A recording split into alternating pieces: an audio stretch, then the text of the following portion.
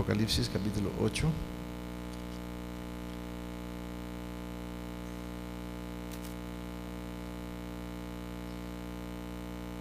Versículos 10 y 11.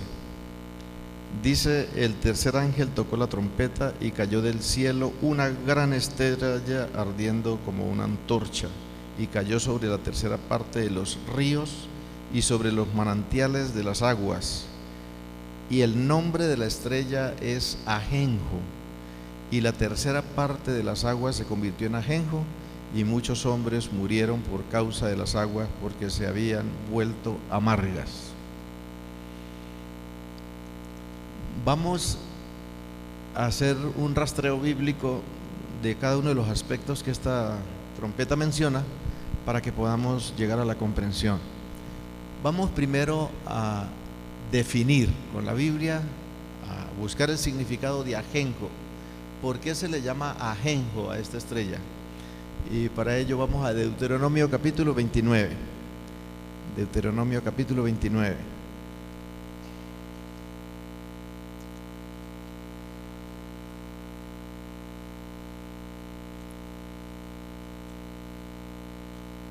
Y Moisés aquí nos dice 29 versículos 16 y 17.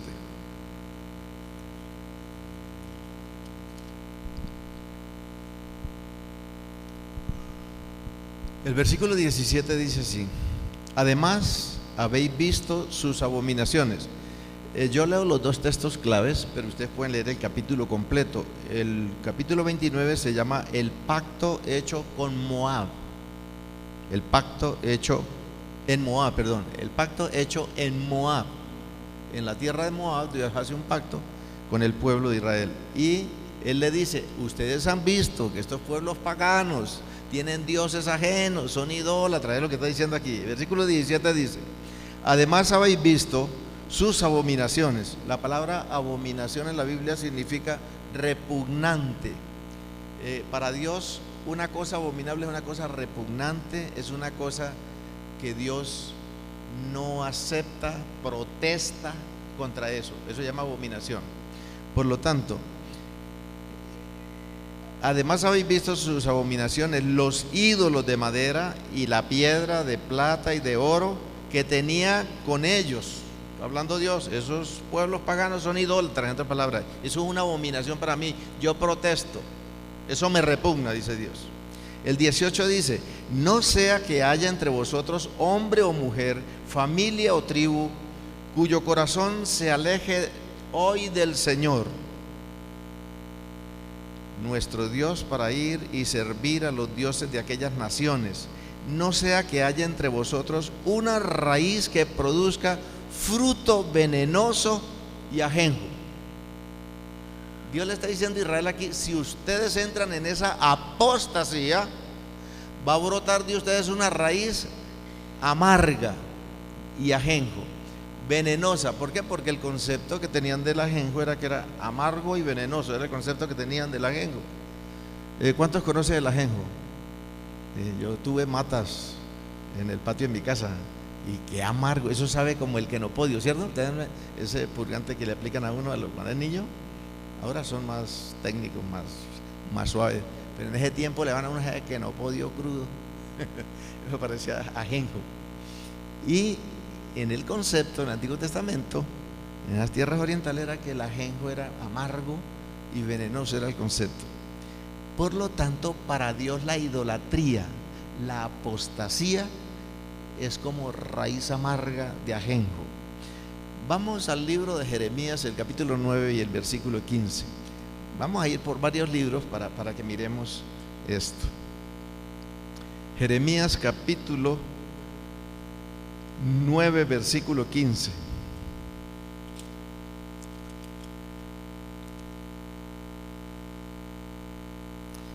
Saben que les voy a hacer notar algo.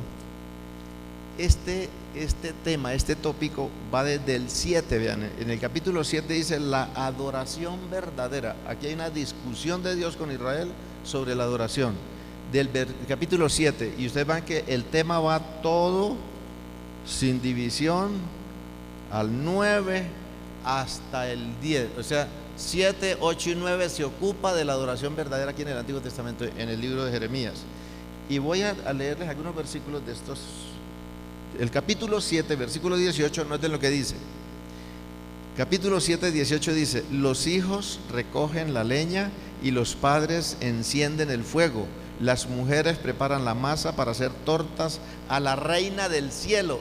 O sea que Dios está inculpando a Israel de adorar la luna, esa es la diosa del cielo. Y derraman libaciones a otros dioses para ofenderme, dice Dios. Israel adora a otros dioses para ofenderme. Versículo 30 dice: porque los hijos de Judá han hecho lo que es malo ante mis ojos, declara el Señor.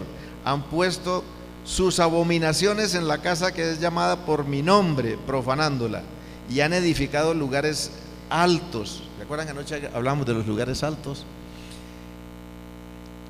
Tofet es un dios, lugares altos donde está Tofet, que está en el valle de Ben-Himón, para quemar a sus hijos. Vean lo que alcanzó a hacer Israel. Dedicaba a sus hijos al Dios del fuego, vean ustedes. Para quemar sus hijos y sus hijas al fuego, lo cual yo no mandé ni me pasó por la mente, dice Dios. Me gusta esa expresión de Dios, dice: ni por mi mente me pasó que este pueblo llegara a hacer semejante cosa, dedicar los hijos al Dios del fuego.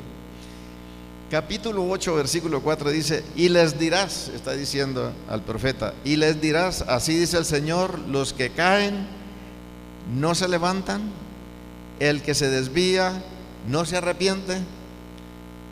¿Por qué entonces este pueblo, Jerusalén, se ha desviado en continua apostasía?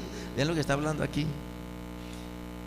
En el versículo 10, al final del versículo dice: desde el profeta hasta el sacerdote, todos participan del engaño. Vean.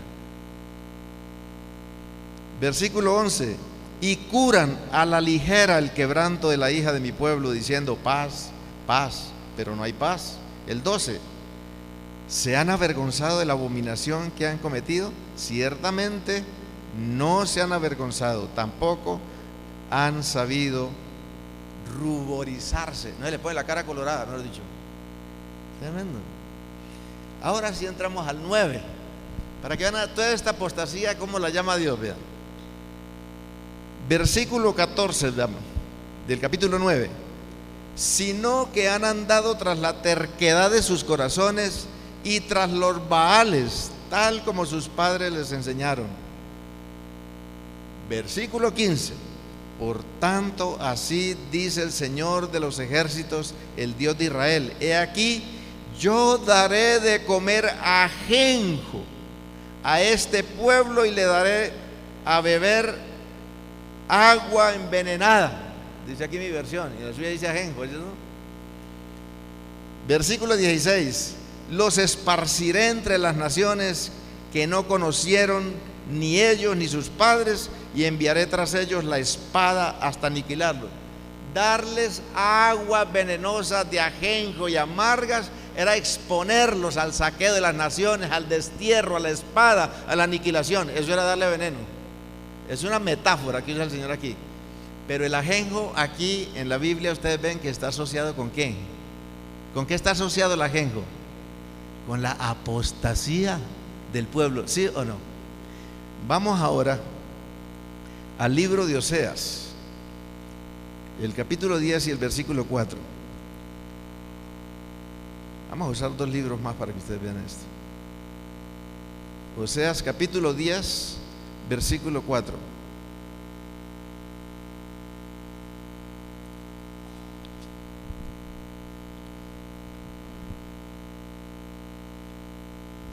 Si ustedes leen el versículo 1 se dan cuenta, para que miremos el contexto del versículo 4, es lo que dice el versículo 1 del capítulo 10 de Oseas. Israel es un viñedo dando fruto para sí mismo. Esta palabra es un pueblo egoísta, según la abundancia de su fruto. Así multiplicaba los altares cuando más rica era su tierra. Ya. Entre más próspero, más idólatra se volvía, dice Dios. Israel. Más hermosos hacían sus pilares sagrados. Y el versículo 4 dice así: hablan meras palabras, hacen pactos con juramentos vanos, y el juicio brotará como hierbas venenosas en los surcos del campo. Y la palabra venenosa ahí es ajenjo. ¿Y ven? Todo eso que es Israel brotaba como hierba venenosa en los surcos de su vida. Ahora Amós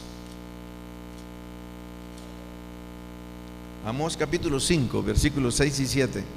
El libro de Amós es un libro que es llamado por los estudiosos el libro de la injusticia social. Amós es el profeta de la justicia social, y él ataca la injusticia social de Israel, porque eran unos terribles. Vendían los pobres por un par de zapatos viejos, esclavizaban a la gente, eran injustos. Y mire lo que dice aquí, versículo 6: buscad al Señor y viviréis, no sea que Él prorrumpa como fuego, oh casa de José, y consuma a Betel sin que haya quien lo apague. Consuma a los que se convierten en juicio, los que convierten el juicio en ajenjo, y echa por tierra la justicia.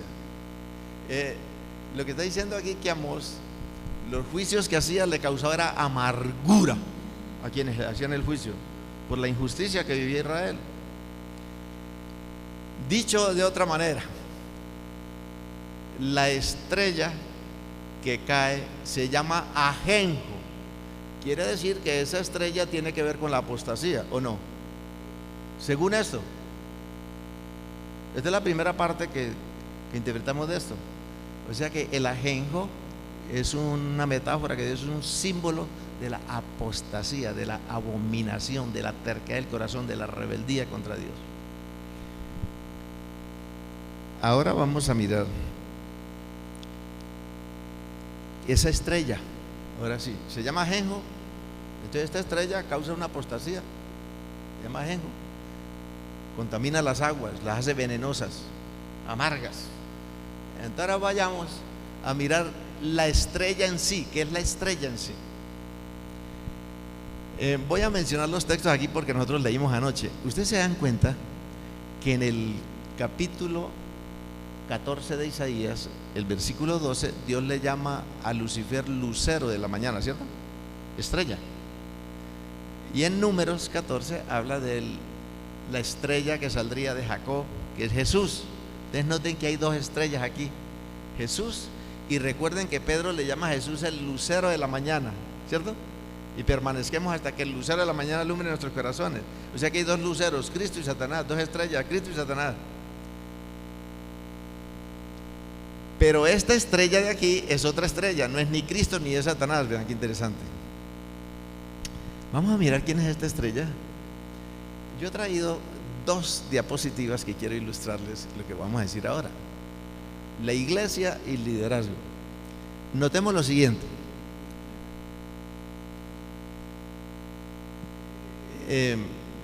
Pásame la siguiente primero mejor.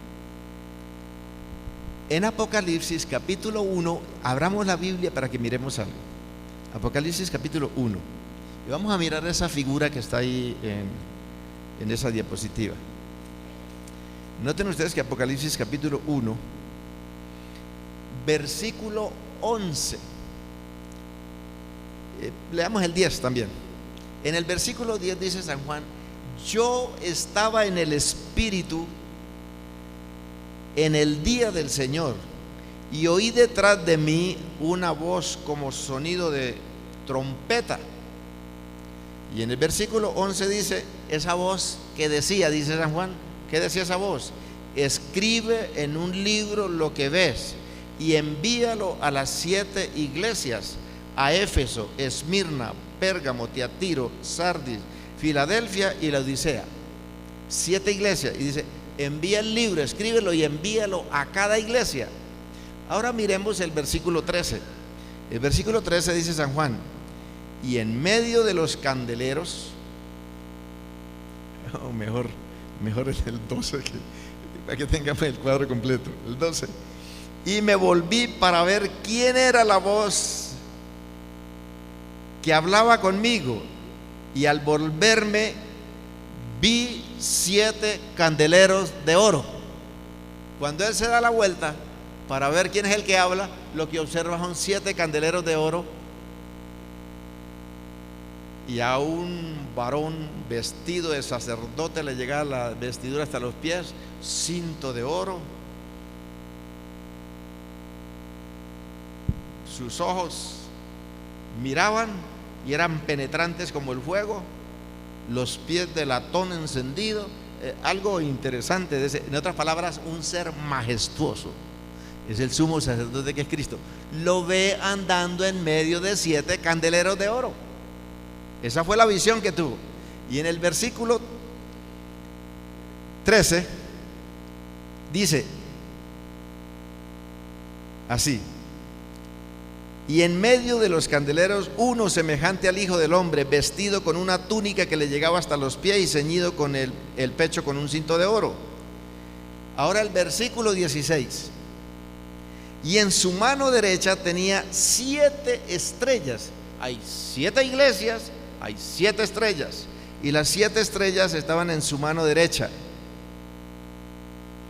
Y de su boca salía una aguda espada de 2 filos, y su rostro era como el sol cuando brilla con toda su fuerza. Y el versículo 20 nos va a explicar el candelero y las estrellas. Versículo 20 dice: en cuanto al misterio de las estrellas que viste en mi mano derecha y los 7 candeleros de oro, las 7 estrellas son los ángeles de las iglesias, y los 7 candeleros son las 7 iglesias. Para las visitas que de pronto escuchan esto por primera vez, en el Asia Menor Dios escogió 7 iglesias de todas las. Yo creo que podía haber 100, 200, 300 iglesias, pero Dios escogió 7 iglesias claves, y cada iglesia tenía unas características muy particulares, muy propias de la iglesia. Esas iglesias fueron reales, literales, y las cartas se mandaron a esas iglesias. Pero esas iglesias, en el campo de la teología, les llamamos iglesias típicas, simbólicas. Cada iglesia de esa real allá representaba una época, un periodo de tiempo que la iglesia iba a pasar por ese espacio de tiempo, con ciertas características también.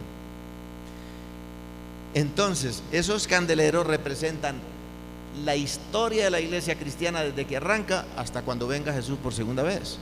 En este momento nosotros estamos atravesando la 6ª iglesia, que es la Odisea.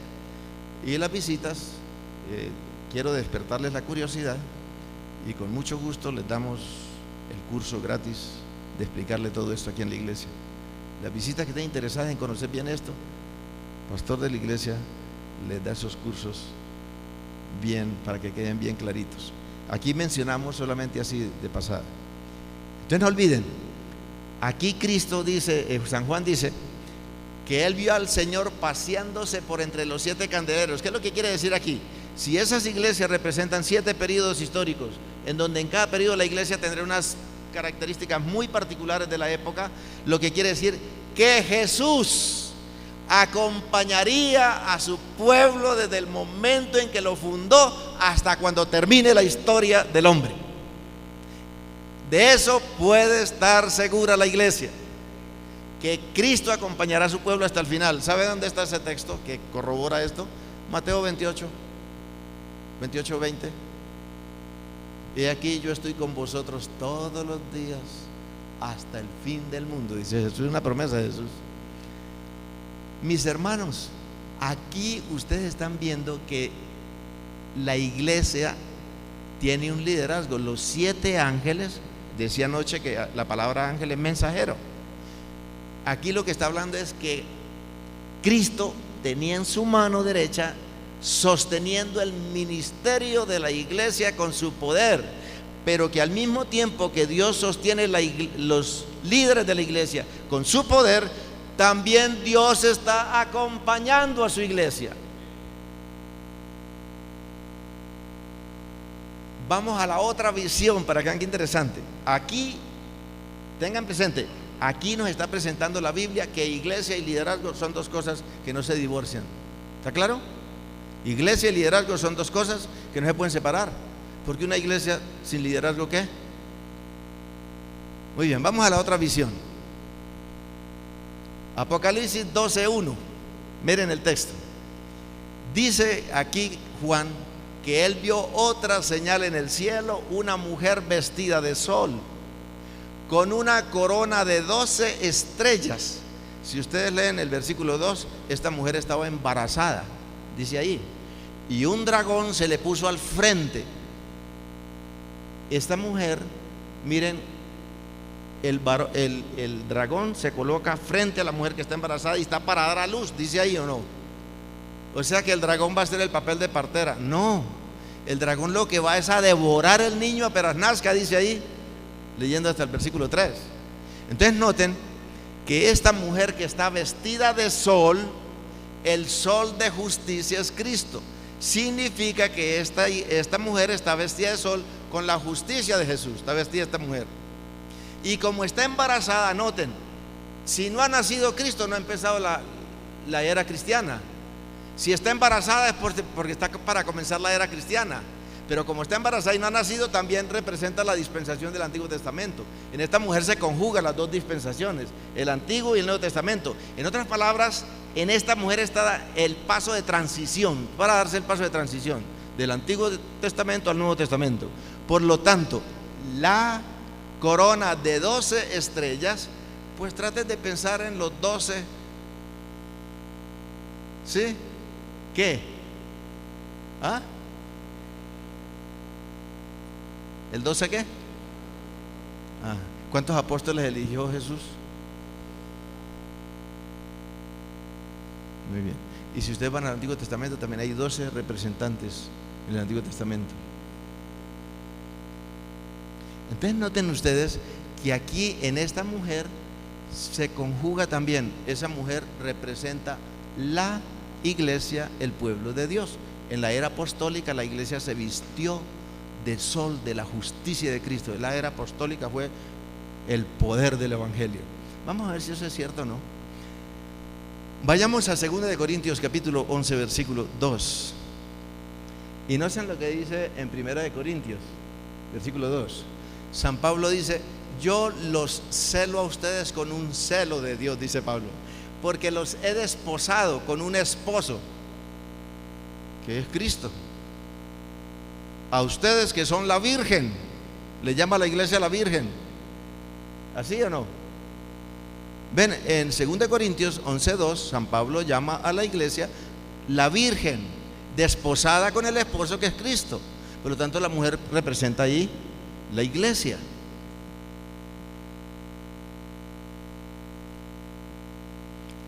El Antiguo Testamento está lleno de llamarle virgen a Israel también, al pueblo del Antiguo Testamento. O sea que esa palabra virgen la toma San Juan del Antiguo Testamento.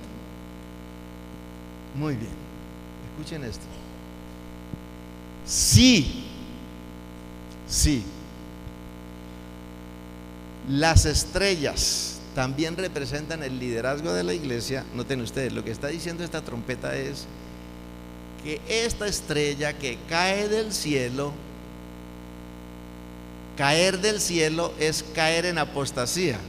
Eso lo probamos, está probado. Isaías 14:12 dice: ¿cómo caíste del cielo, oh lucero? ¿Caíste qué? En apostasía. 28:17 de Ezequiel dice: lanzado, yo te lancé por tierra. Y en Apocalipsis 12:9 dice: la serpiente, el dragón, la serpiente antigua que se llama Diablo y Satanás, no pudo prevalecer en el cielo y fue lanzado a la tierra. La caída de la estrella significa apostasía, la caída. Por lo tanto, esta estrella que cae del cielo, que envenena las aguas con amargura de ajenjo, es la iglesia judía que apostata de la verdad. Eso es lo de esta estrella. Y con la trompeta de mañana vamos a confirmar más todavía esto. Si el ajenjo es símbolo de apostasía, de rebeldía contra Dios, y esta estrella envenena las aguas es con ajenjo, por lo tanto esta estrella es el pueblo de Dios, la iglesia judía que apostata. Para el siglo primero, San Juan es el último apóstol que permanece hasta el año 96, porque más o menos los historiadores lo dicen. Y por ahí comienza a avanzar ya el siglo primero, el siglo segundo.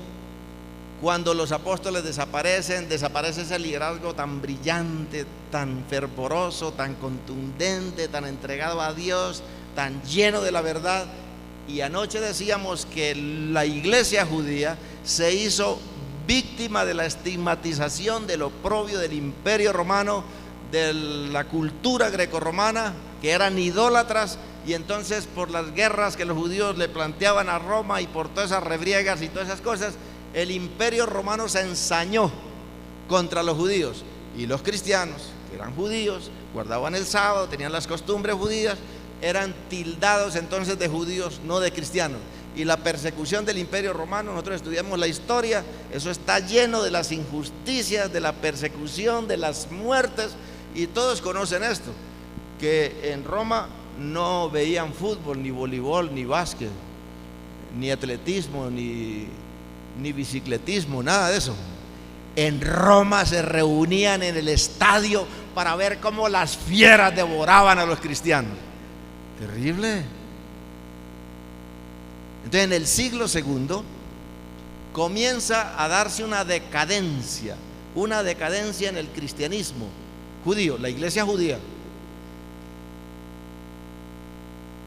Y esa iglesia judía, al apostatar, comienza a entrar en la iglesia la cantidad de paganos. Imagínense que a Clodoveo, ¿sabe cómo lo bautizaron? Hay un libro que se llama Compendio de la Historia del Cristianismo. Es un libro, está en la biblioteca, los que gusten vayan y lean, para que se den cuenta. Dice: a Clodoveo con todo ese ejército vino un obispo. La palabra obispo en ese tiempo no es la que nosotros conocemos hoy, no.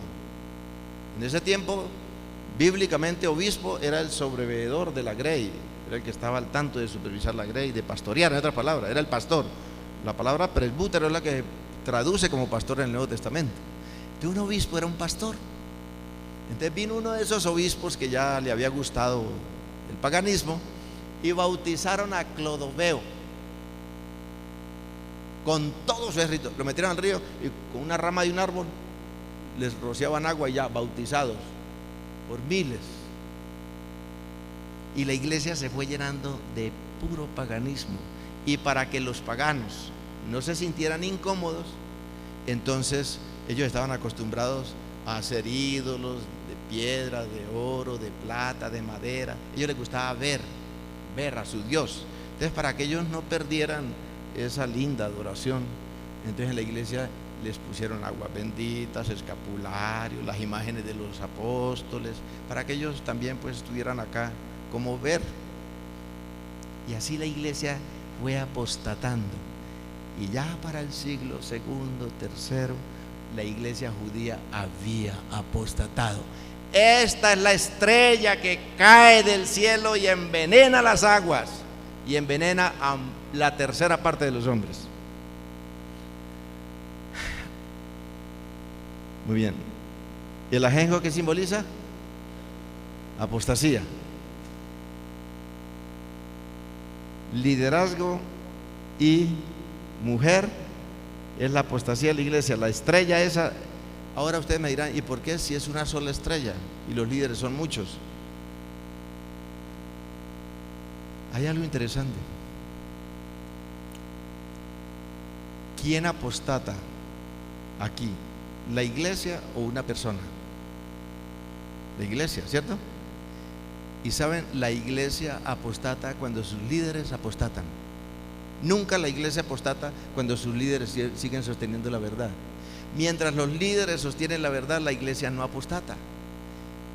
Pero cuando los líderes renuncian a la verdad, la iglesia apostata, el pueblo apostata.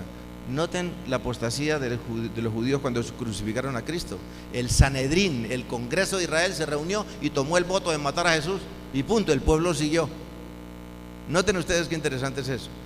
No podemos hablar esta noche de todo eso, pero tomen la idea de eso. Aquí la estrella es la iglesia y el liderazgo en conjunto que toma el camino de la apostasía. Ahora, noten ustedes, esa iglesia, caída significa apostasía. Esa iglesia dice, esa estrella cae del cielo. ¿La iglesia cae del cielo? Pues vamos a ver qué es lo que quiere decir eso, que cae del cielo.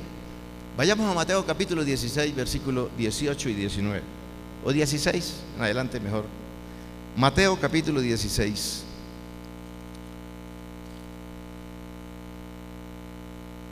Y noten que aquí hay una pregunta de Jesús. Versículo 13, Jesús hace una pregunta y dice: cuando llegó Jesús a la región de Cesarea de Filipo, preguntó a sus discípulos diciendo: ¿quién dicen los hombres que es el Hijo del Hombre? Y ellos dijeron: unos Juan el Bautista, otros Elías, pero otros Jeremías y unos profetas.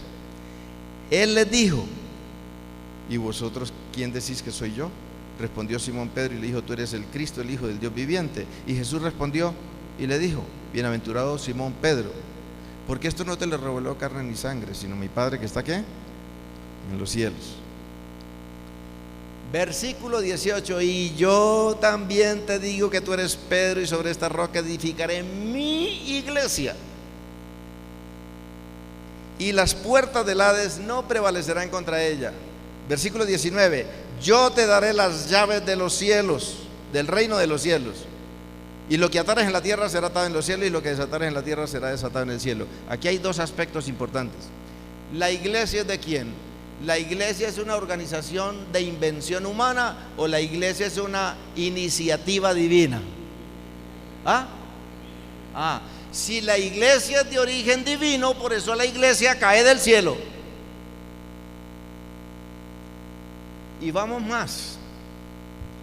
Noten que esta iglesia, yo sobre esta roca que soy yo, dice Cristo, fundaré mi iglesia. Dice mía, es mía, no de los hombres. Por lo tanto, la iglesia es de origen divino. Vamos al otro aspecto. Dice: te daré las llaves. Vamos a Mateo 23, 13. Noten ustedes que aquí hay una transición también. En el capítulo 23 de Mateo, versículo 13, Jesús dice que Él le había dado las llaves del reino a los fariseos, a los escribas, a los judíos, a Israel. Le había dado las llaves del reino. Y dice Jesús: pero se tornaron de tal manera que ni entraban ni dejaban entrar. Así dice. Y andaban cielo, tierra y mar para bautizar a alguien. Cuando lo bautizaban lo mandaban de cabeza al infierno. Eso es lo que dice el texto ahí. Entonces, ¿qué es esas llaves? Vamos a Lucas capítulo 11 versículo 52 para ver qué son esas llaves. Lucas 11, 52. Y Lucas está repitiendo lo de Mateo. Lucas 11, 52.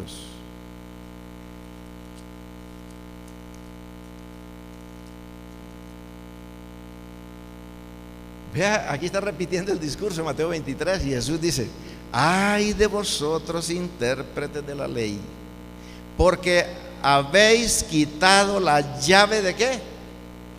¿La llave de qué? Aquí en mi Biblia dice: la llave del conocimiento. Vosotros mismos no entrasteis, y los que estaban entrando se lo impedisteis. ¿Qué llave le entrega Dios a su iglesia? El evangelio, la palabra de Dios, el conocimiento del plan de la redención. Esta predicación, esta revelación, esto se llama llave del conocimiento de Dios. Por lo tanto, la iglesia como institución es de origen divino, su misión es divino y su palabra viene de Dios. Por eso esa estrella cae del cielo.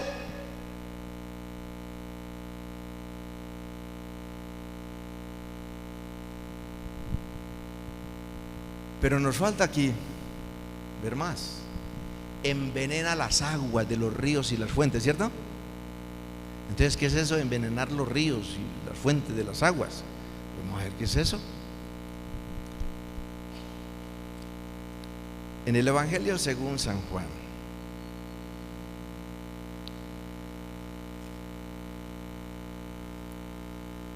dice Jesús, estando en la fiesta de las luces,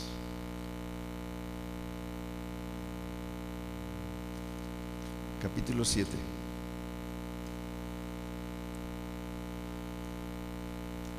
De San Juan.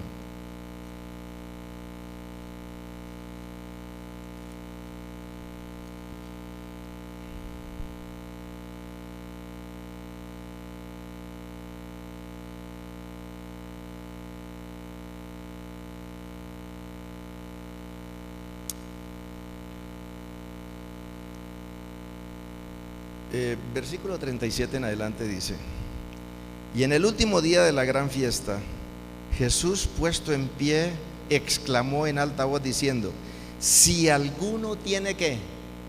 Sed, venga y beba. Si alguno tiene sed, venga y beba. El que cree en mí, oigan bien, el que cree en mí,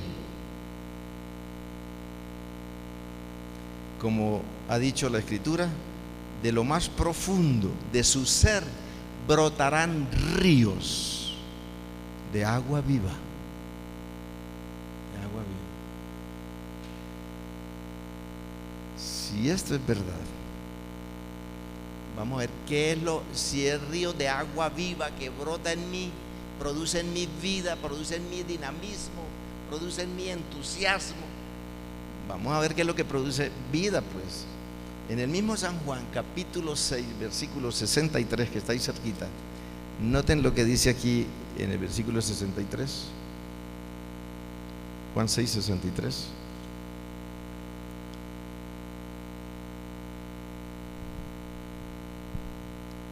El Espíritu es el que da vida, y está con mayúsculas, es el Espíritu Santo, es el que da vida. La carne para nada aprovecha. Las palabras que yo os he hablado son espíritu y ¿qué? Y son vida.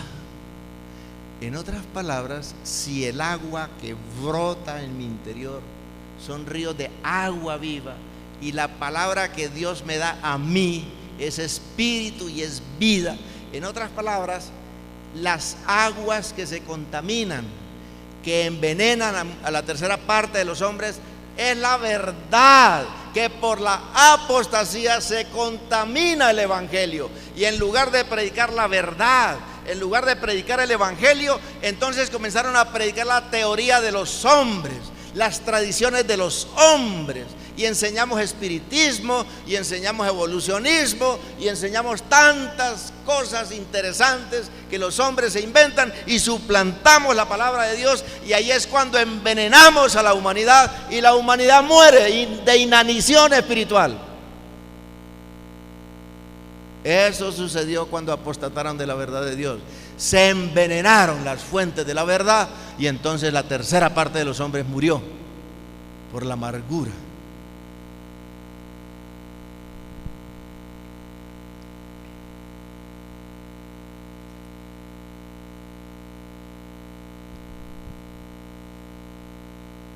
San Juan, el capítulo 14. San Juan en el capítulo 14.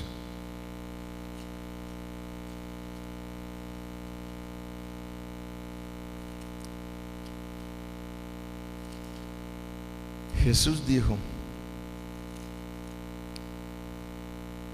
en el versículo 6: yo soy el camino, la verdad y la vida. Y a mí me gustaría, apreciados hermanos, que con todas estas inquietudes, los que tengan acceso a la biblioteca, vayan, estudien los libros de historia eclesiástica, estudien los libros de la historia de la iglesia, para que vean las atrocidades que los hombres hicieron con la doctrina de Cristo y cómo cogieron a Cristo y lo volvieron pedazos con sus teorías. El Cristo para ellos era una cosa, para otra corriente era otra cosa y otra cosa, y así tergiversaron la verdad y envenenaron la tercera parte de los hombres.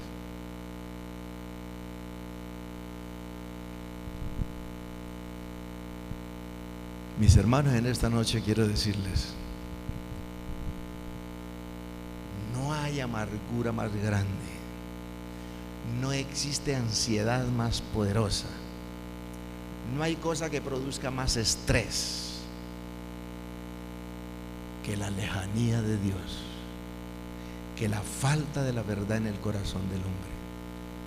Cuando nosotros nos alejamos de Dios, cuando nosotros rechazamos su verdad, cuando nosotros vivimos de la mentira, nos alimentamos de la mentira, nosotros entramos en un camino de amargura, de ansiedad, de inseguridad, de zozobra y de oscuridad con respecto al futuro.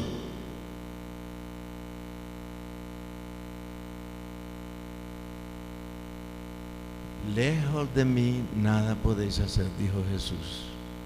Y eso pasó cuando la iglesia apostató. Cuando la iglesia judía tergiversó la verdad de Dios, murió la tercera parte de los hombres. No se olviden que este es un juicio parcial, limitado.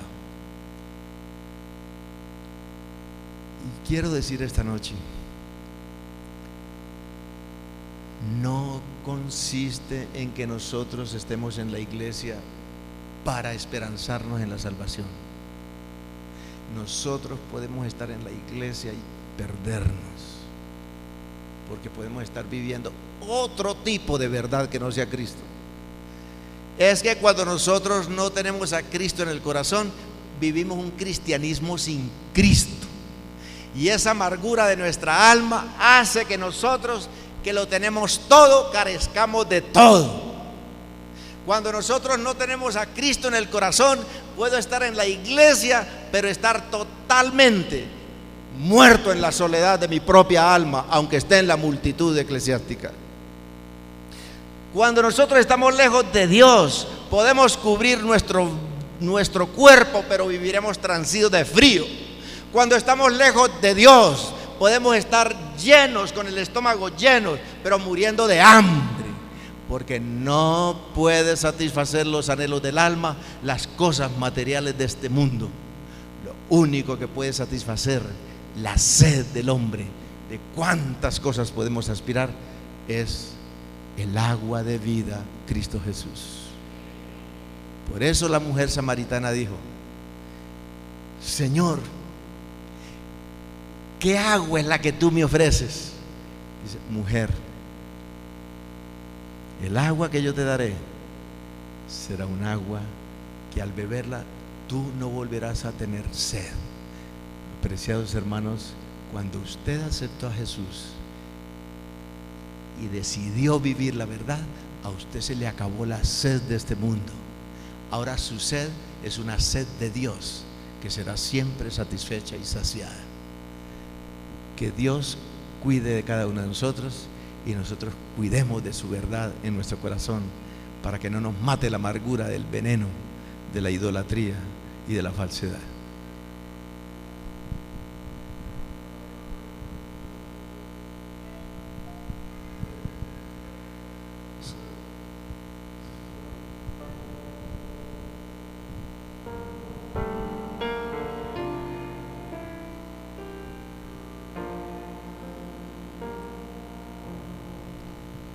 Jesús hoy espera entrar en tu ser.